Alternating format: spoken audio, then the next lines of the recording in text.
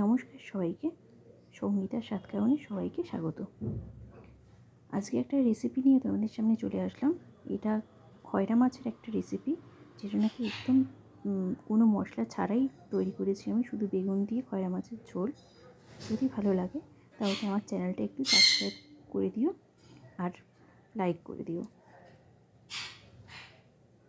দেখতে থাকো রেসিপিটা, একদম বিনা মশলায় কী করে আমি ঝোলটা তৈরি করছি, একদম সিম্পলভাবে। প্রথমে কড়াইটা বসিয়ে নিয়েছি, এবার কড়াইটা একটু গরম হতে দেব।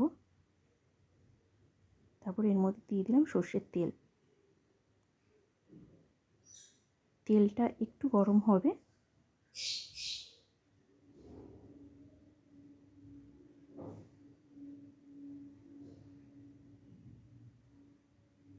এরপর এর মধ্যে আমি দিয়ে দিলাম একটু নুন আর একটু হলুদ।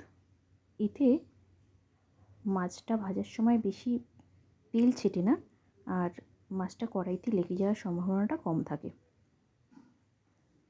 খুব ভালো মতন গরম করবো তেলটা।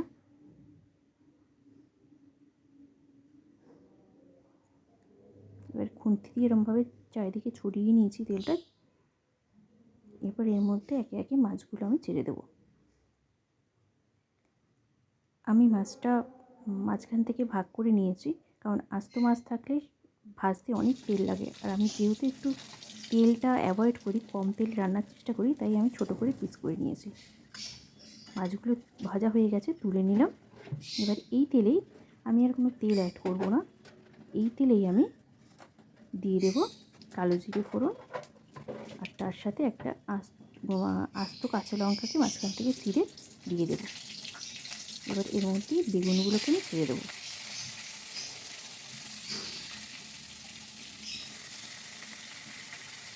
বেগুন ভাজতে অনেকটা তেল লাগে, কিন্তু আমি কম তেলেই ভাজবো।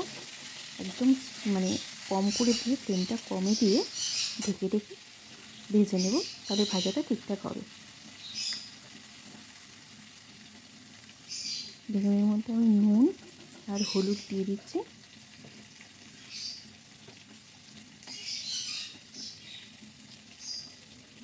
ভালো মতো নাড়িয়ে নেব।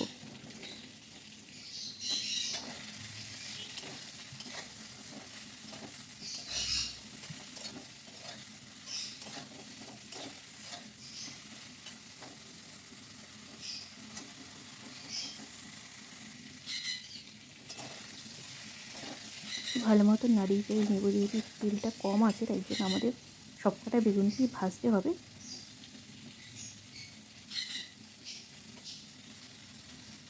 এরপর এর মধ্যে দিয়ে দেবো একটা ছোটো টমেটো, ছোটো ছোটো টুকরো করে দিয়ে দেবো।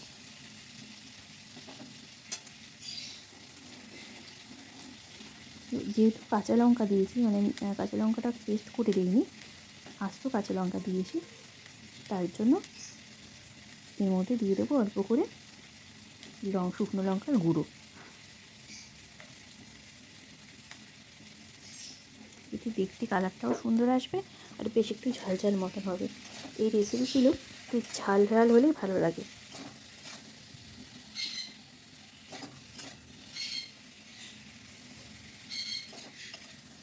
ফ্লেম কিন্তু একদম লোতে আছে। দেখো, ভাজা হয়ে এসছে, টমেটোগুলো বেশ নরম হয়ে গেছে।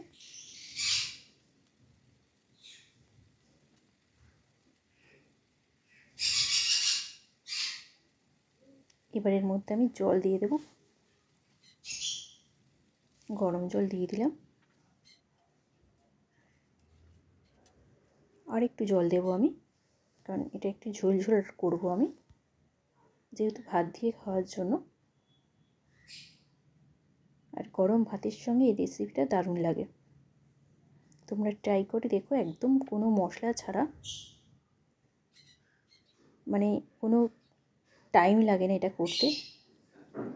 যেদিনকে কোনো কিছু রান্না করতে ভালো লাগে না, সেদিনকে জাস্ট এটা বাড়িতে যদি খয়রা মাছ থাকে, এই রেসিপিটা ট্রাই করে দেখতে পারো। গরম ভাতের সঙ্গে কিন্তু দারুণ লাগে।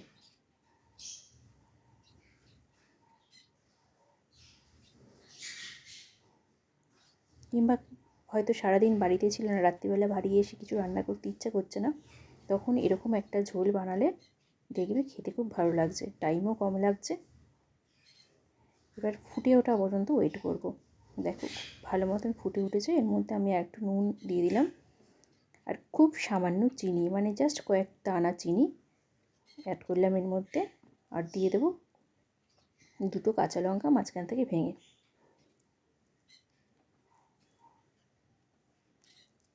দেখো এবার এর মধ্যে আমি ভাজা মাছগুলো দিয়ে দেবো। খুব ভালো মতন ফুটে উঠেছে ঝোলটা, তাই জন্য মাছগুলো আমি দিয়ে দিলাম।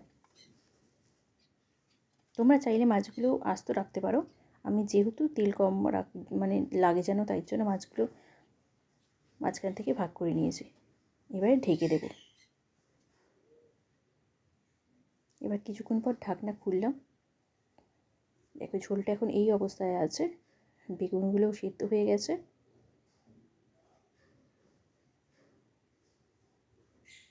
সব ঠিকঠাকই আছে, এরকমই রাখবো ঝোলটা আমি।